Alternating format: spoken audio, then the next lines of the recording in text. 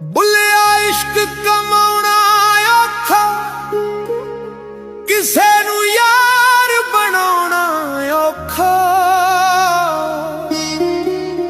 प्यार प्यार ते हर कोई आखे, करके प्यार निभाउणा औखा।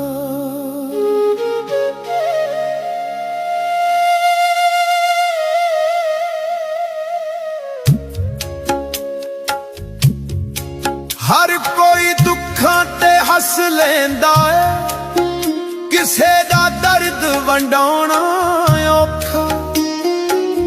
गल्लां नाल नहीं रुतबे मिलदे, जोगी भेस वटाउणा औखा। कोई किसे दी गल नहीं सुनदा,